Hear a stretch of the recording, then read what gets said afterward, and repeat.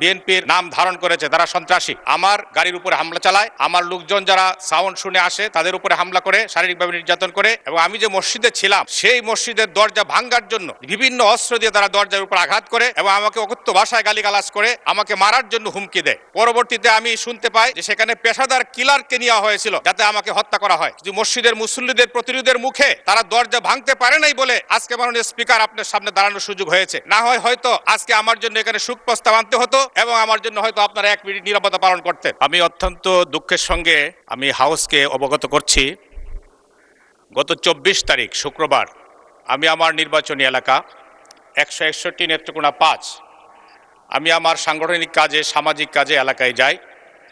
কাজ শেষ করে ফেরার সময় আমি একটি ফিলিং স্টেশনে দেখতে পাই প্রচুর গাড়ির ভিড়।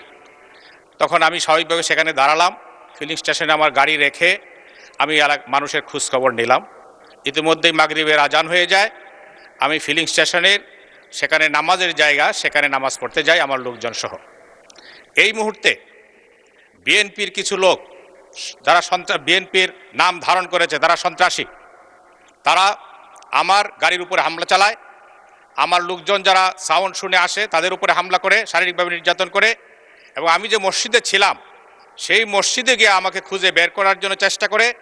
মুসল্লিরা মসজিদের দরজা বন্ধ করে দেন, সেই মসজিদের দরজা ভাঙার জন্য বিভিন্ন অস্ত্র দিয়ে তারা দরজার উপর আঘাত করে এবং আমাকে অকথ্য ভাষায় গালিগালাজ করে আমাকে মারার জন্য হুমকি দেয় এবং তারা আমাকে মেরে ফেলার জন্য চেষ্টা করে।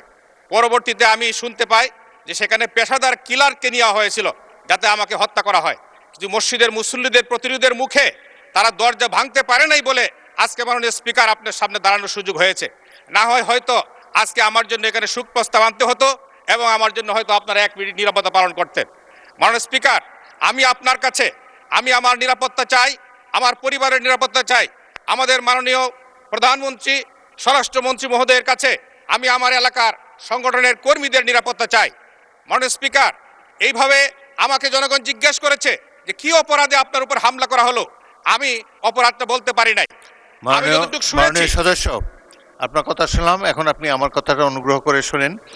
আমি পত্রিকায় দেখলাম যে আপনার এই ঘটনায় একটি মামলা হয়েছে এবং পুলিশ 9 জনকে গ্রেফতার করেছে। মাননীয় স্পিকার, পুলিশ যাদেরকে গ্রেফতার করেছেন তাদের মধ্যে 1 জন শুধু তালিকাভুক্ত আসামি, বাকিরা সরাই নিরপরাধ। আজকে 9 জনের জামিনে চলে আসছে। আর যারা আসামি ছিলেন তারা সকলেই মিছিল করতেছেন। এই মুহূর্তে আমার কাছে ফোন এসেছে 3টার সময় যে তারা মিটিং করতেছে।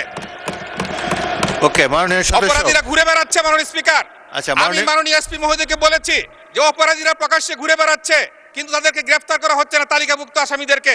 মাননীয় স্পিকার, আমি আপনার মাধ্যমে আমার নিরাপত্তা চাই এবং আসামিদের যেন গ্রেফতার হয়, তাদেরকে উপযুক্ত শাস্তির ব্যবস্থা করা হয়।